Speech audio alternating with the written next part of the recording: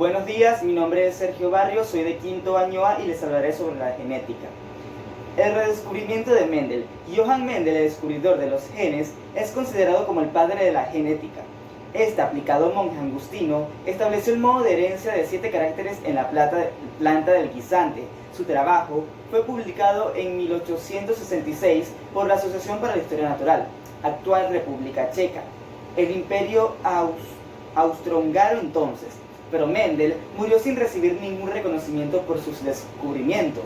Mendel tuvo que esperar hasta 16 años después de su muerte para que 3 investigadores de forma independiente comprobaran en sus trabajos que las llamadas leyes de Mendel representaban la primera luz en el descubrimiento de las unidades de la herencia biológica, los genes.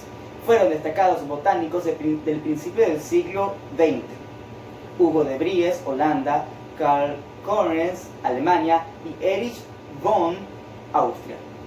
Mendel quizá nunca pensó en la importancia de sus descubrimientos ni que fueran universalmente extendidos a todos los organismos con reproducción sexual. Mendel estableció sus principios en el guisante y en la judía. Cherkman y Correns los confirmaron también en el guisante, y de Vries lo hizo en una docena de plantas, incluido el maíz, también corroborado por Correns, que los principios mendelianos eran aplicables a animales, que lo demostraron en 1912. El cáncer. El término cáncer engloba un grupo numeroso de enfermedades que se caracterizan por el desarrollo de células anormales que se dividen, crecen y se diseminan sin control en cualquier parte del cuerpo. Las células normales se dividen y mueren durante un periodo de tiempo programado. ¿Cómo se trata el cáncer? Los tratamientos más comunes son la cirugía, la quimioterapia y la radioterapia. Otras opciones más recientes incluyen la terapia dirigida, la inmunoterapia, la terapia hormonal láser, entre otras. La cirugía. La cirugía es un tratamiento común para muchos tipos de cáncer. Durante la operación, el cirujano extrae una masa de células cancerígenas tumor y algo de los tejidos circundantes. Quimioterapia. La quimioterapia se refiere a fármacos que se utilizan para eliminar las células cancerígenas. Los fármacos se pueden administrar de forma oral, como una inyección o directamente en un vaso sanguíneo, vía intravenosa. Radioterapia. La radioterapia utiliza radiografías, partículas o semillas radioactivas para eliminar las células cancerígenas, debido a que la radiación es más perjudicial para las células que crecen rápidamente. La radioterapia daña las células cancerígenas más que las células normales. Los dos principales tipos de radioterapia son radioterapia externa y la radioterapia interna. Terapias dirigidas. La terapia dirigida utiliza fármacos para evitar que el cáncer crezca y se propague.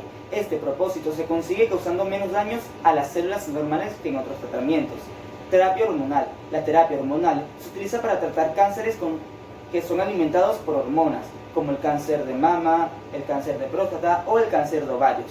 Esta terapia utiliza medicamentos para detener o bloquear las hormonas naturales del cuerpo. Esto ayuda a frenar el crecimiento de las células cancerígenas. Terapia láser. La terapia láser utiliza un haz de luz muy estrecho y enfocado para destruir las células cancerígenas. Entre otros procesos para combatir el cáncer existe la terapia fotodinámica, la crioterapia y la hipertermia. La expresión génica es el proceso por medio del cual todos los organismos, tanto procariotas como eucariotas, transforman la información codificada por los ácidos nucleicos en las proteínas necesarias para su desarrollo, funcionamiento y reproducción con otros organismos. La expresión genética es la clave para la creación de un fenotipo. En todos los organismos, el contenido de ADN de todas las células, salvo en los gametos, es esencialmente idéntico.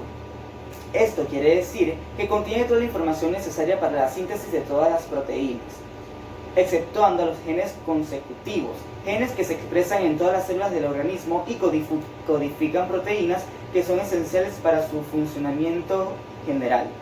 Todos los demás genes se expresan o no dependiendo de la función de las células en un tejido particular. Mecanismos. Remodelación de la cromatina. Partiendo desde un estado condensado del ADN, el cromosoma, se debe llegar a un estado donde el ADN está expuesto y habilitado físicamente para su lectura y decodificación. Transcripción genética. El gen en sí es típicamente un tramo del ADN y no realiza un papel activo. La reproducción de copias del ARN mensajero a partir de ADN se denomina transcripción y se lleva a cabo por la ARN polimerasa, que añade un nucleótido de ARN a la vez de una cadena creciente de ARN. El procesamiento del ARN, la transcripción de genes que codifican proteínas, crea un transcripto primario de ARN en el lugar donde se encuentra el gen. Este puede ser alterado antes de ser traducido. Esto es particularmente común en las células eucariotas. Maduración del ARN no codificante. En la mayoría de los organismos, los genes no son codificantes, se transcriben como precursores para someterse a una transformación posterior. La exportación del ARN. En las eucariotas más maduros del ARN debe ser exportado el núcleo del citoplasma. Si bien algunas funciones del ARN es el núcleo, muchas moléculas de ARN son transportadas a través de los poros nucleares y en el citosol. Traducción. La síntesis de proteínas consta de dos etapas. La traducción de ARN mensajero, mediante el cual los aminoácidos arriban al ribosoma sobre el ARN de transferencia de aminoácidos, donde se unen formando un polipéptido, según la secuencia de nucleótidos del ARN mensajero. La segunda etapa consta de modificadores post-traducción que sufren los polipéptidos hasta alcanzar su estado funcional o conformación nativa. Bien, las células madres son la materia prima del cuerpo. A partir de ellas se generan todas las demás células con funciones especializadas, bajo las condiciones adecuadas en el cuerpo o en un laboratorio. Las células madre se dividen para formar más células llamadas células hijas. Estas células hijas se convierten en nuevas células madres autorrenovación o en las células especializadas de diferenciación, con una función más específica, como células sanguíneas, células cerebrales, células del músculo cardíaco o células óseas. Ninguna otra célula del cuerpo tiene la capacidad natural de generar nuevos tipos de células. El interés sobre las células madres es gracias a que ellas ayudan a generar células sanas para reemplazar las células enfermas. También ayudan a probar nuevos medicamentos en cuanto a seguridad y eficacia.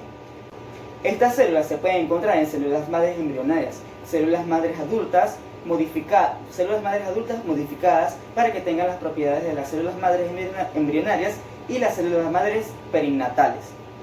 El genoma humano es el genoma de Homo sapiens, es decir, la secuencia de ADN contenida en 23 pares de cromosomas en el núcleo de cada célula humana diploide. De los 23 pares, 22 son cromosomas autosómicos y un par determinante del sexo, 2 cromosomas X en mujeres y un X y un Y en varones. La secuencia de ADN conforma el genoma humano, que contiene la información codificada necesaria para la expresión altamente coordinada y adaptable al ambiente de proteoma, es decir, el conjunto de las proteínas del ser humano. Las proteínas y no el ADN son las principales biomoléculas efectoras. Poseen funciones estructurales, enzimáticas, metabólicas, reguladoras y señalizadoras, organizándose en enormes funcionales e interacciones.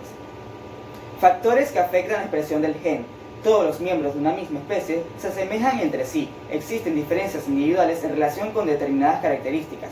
Las causas de esas diferencias y semejanzas se deben a factores como el hereditario, el cual permite la transmisión de la información genética de los progenitores a sus descendientes. Otro factor es el ambiente que rodea al individuo, que abarca todas las influencias no genéticas, que actúan antes, durante y después de su formación, tales como la alimentación, tipo de sueño, cantidad de luz, condiciones sociales y psicológicas. Sin embargo, ningún rasgo fenotípico es independiente de sus factores hereditarios, ni de sus factores ambientales. Gracias. Esta fue toda mi exposición.